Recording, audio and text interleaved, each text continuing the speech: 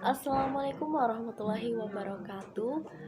Perkenalkan, nama saya Anissa Rahayuningsih dari kelas 3 PAID NIM 20174021184. Di sini saya akan mempresentasikan jawaban ujian akhir semester materi sumber belajar berbasis multimedia. Pertanyaan yang pertama yaitu jelaskan dasar teori-teori dalam psikologi pendidikan yang erat kaitannya dalam urgensi multimedia dalam pendidikan. Jawabannya 1. Teori behavioristik. Teori behavioristik adalah teori belajar yang menekankan pada perubahan tingkah laku, di mana perubahan tingkah laku sendiri menjadi sebuah hasil yang diperoleh dari proses pembelajaran yang dilakukan oleh siswa. Dan perubahan ini tercipta karena adanya sebuah proses.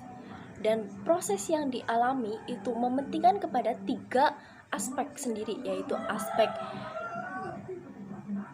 stimulus, aspek pengakomodasian, dan aspek respon. Sedangkan di multimedia pembelajaran sendiri juga melibatkan 3 proses tersebut, yaitu proses stimulus, proses pengakomodasian, dan proses respon. Dan teori yang digunakan yang kedua yaitu teori konstruktivistik atau teori belajar membentuk makna, di mana yang menjadi fokus dalam teori ini adalah pemanfaatan dalam pengaktifan memori belajar siswa. Dan dalam integritas sosial media sendiri digunakan sebagai pemanfaatan untuk mengkolaborasikan antara interaksi sosial dengan multimedia sehingga untuk mengaktifkan atau menciptakan sebuah kegiatan di dunia nyata. Pertanyaan yang kedua yaitu jelaskan 1 teori desain multimedia dan jelaskan penerapannya dalam pembelajaran. Jawabannya adalah teori elaborasi. Teori elaborasi adalah teori mengenai desain pembelajaran dengan dasar argumen bahwa pelajaran harus dilaksanakan dengan terorganisir, dan dari materi yang diberikan harus sederhana dan kompleks, dengan mengembangkan pemahaman dari siswanya sendiri. Dan bagaimana cara penerapannya? Penerapannya yaitu dengan cara guru mendorong siswa untuk mencari sumber belajar, mencari informasi tentang materi belajar itu sendiri.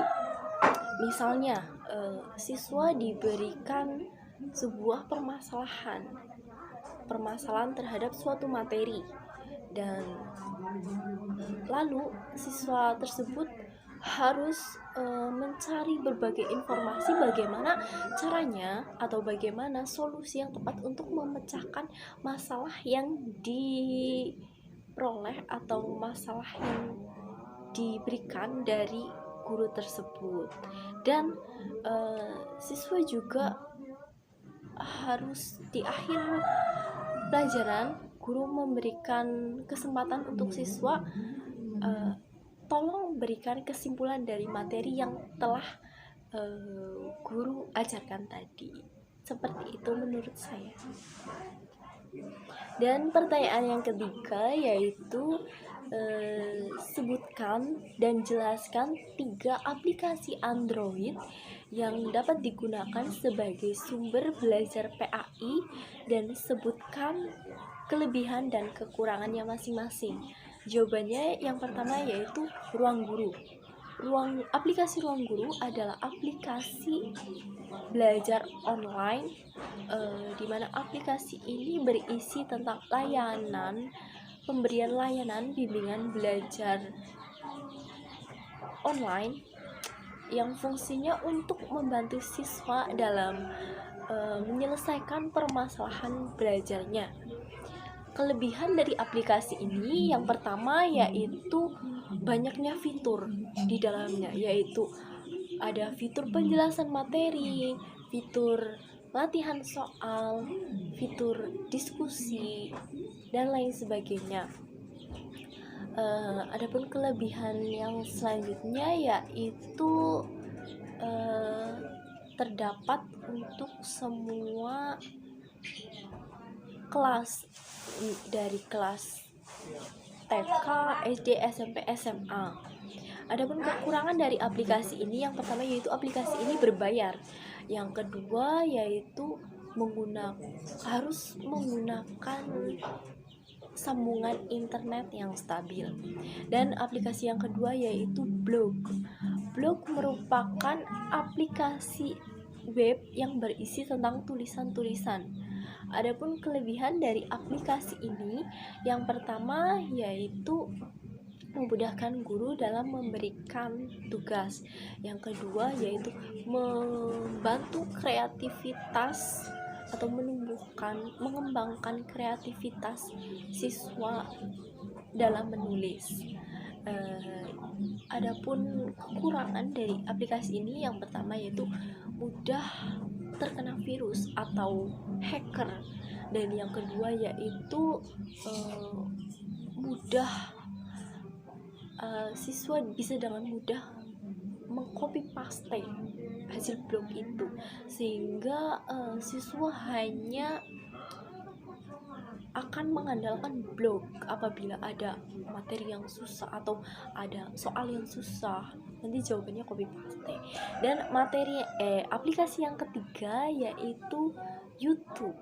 YouTube merupakan aplikasi yang berisi berbagai konten video. Adapun kelebihan dari YouTube sendiri yaitu yang pertama praktis, efektif, dan efisien. Adapun kekurangan dari aplikasi YouTube yaitu internet harus stabil, tidak bisa untuk media berdiskusi. Apabila kita bingung terhadap penjelasan video tersebut, kita tidak bisa diskusi. Dan yang ketiga itu harus selektif, karena di YouTube videonya itu bersifat universal, umum, banyak sekali konten-konten video. Terima kasih, sekian presentasi jawaban ujian akhir semester mata pelajaran sumber belajar berbasis multimedia. Saya Anissa Rahayuningsi, mohon maaf apabila ada kesalahan dalam perkataan.